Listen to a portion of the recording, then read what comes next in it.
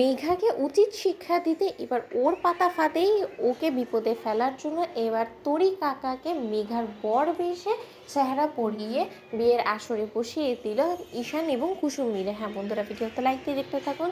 যে মুহূর্তে কিনা তরি কাকার কাছে গিয়ে কুসুম এবং ঈশান যখন বলতে থাকে যে তরি কাকা তুমি আর কোনো রকম কোনো কথা বলবে না, আমরা যেটা করতে বলবো তুমি সেটাই করবে এবং তুমি সেটা করতে বাধ্য। তুমি কিন্তু ভুলে যেও না যে ঈশান সাহেব কিন্তু মালিকপক্ষ এবং মালিকপক্ষ তোমাকে যেটা অর্ডার করবে তুমি কিন্তু সেটা করতে বাধ্য। অন্যদিকে তরি কাকা যখন বলতে থাকে যে তোমরা চাইলে আমার প্রাণটা কেড়ে নাও, কিন্তু তার সত্ত্বেও তোমরা এমন কিছু আমাকে করতে বলো না যার কারণে কিনা আমার চাকরিটা না আমাকে হারাতে হয়, কারণ আমার বাড়িতে আমার অনেকজনে পেট চালাতে হয় এবং সেই সমস্ত কিছু এই গাঙ্গুলি বাড়ির টাকা দিয়েই হয়। সে একবার যদি আমার চাকরিটা চলে যায় তাহলে ভাবতে পারছো যে আমার কী হবে, আমি তো না খেতে পেয়ে মরে যাবো। ঈশান বাবা দোহাই লাগে, আমি তোমার পায়ে পড়ছি, তুমি কোনো মতো আমাকে এই সমস্ত কাজ করতে বলো না।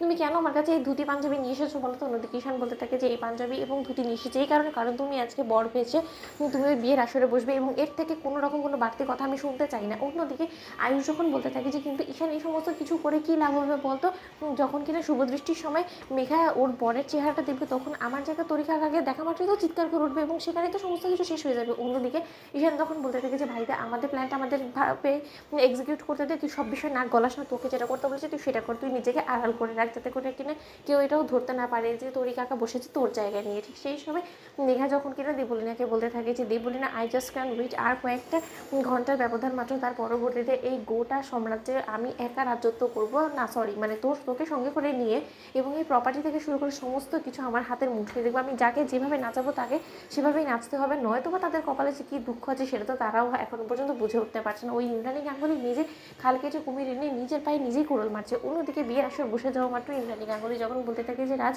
আমার আর তর্স হয়েছে না যে আমি আয়ুষকে কখন বর বেশি দেখবো। অন্যদিকে ইন্দ্রাণী গাঙ্গুলিকে রাজশেখর বলতে থাকে যে আর তো কয়েক ঘন্টা মাত্র, তার পরবর্তীতে আয়ুষের পাশে আরেকজন থাকবে যাকে কিনা তুমি নিজে চয়েস করেছো জীবনসঙ্গী হিসেবে, এবং তুমি বর কনে দুজনকে একসঙ্গে নিজে এই চৌকোটে দাঁড়িয়ে বরণ করবে। ইন্দ্রাণী তুমি বরঞ্চ সেই স্বপ্নটাই বোনো। অন্যদিকে এই সমস্ত কিছুর মাঝখানে যখন কিনা বিয়ের আসরে পুরোহিত মশাই বলতে থাকে যে নিন এবার তো কনেকে আনার ব্যবস্থা করুন, লগ্ন তো প্রায় পেরিয়ে যাচ্ছে এবং বরেরই বা দেখা মিলছে না কেন বললো তো। অন্যদিকে তরি কাকাকে যখন কিনা বর বেশে সাজিয়ে অবশেষে ঈশান বলতে থাকে যে মা এই তো নিয়ে এসেছি, ভাই তাকে তোমার ব্যতিব্যস্ত হওয়ার কোনো প্রয়োজন নেই। ঠিক সেই সময় হঠাৎ করেই এই স্যাহরা পড়ানো অবস্থায় দেখে ইন্দ্রাণী গাঙ্গুলি সন্দেহ হয় এবং ইন্দ্রাণী গাঙ্গুলি বলতে থাকে যে কী ব্যাপার, হঠাৎ করে আয়ুষকে এত বড় একটা স্যাহরা কেন পড়ে যাচ্ছ বলো তো, আমাদের শাস্ত্র মধ্যে তো আমরা এই সমস্ত কিছু করি না। ঠিক সেই সময় ঈশান বলতে থাকে যে মা একটু ব্যতিক্রম কোনো কিছু হলে কী বা প্রবলেম আছে বলো তো। এবং ঠিক সেই সময় মীনাক্ষী বলে উঠে দিদি গো দিদি এই সমস্ত কিছু আমি দেখেছি সিনেমাতে এবং এই সমস্ত কিছু ভালোই লাগে, হোক না একটু অন্যরকম হলেই বা কী আছে বলো তো, ঈশানের বিয়ের সময়টা হয়নি তাই বললে যে হবে না কখনো, সেরকমটা তো নয়,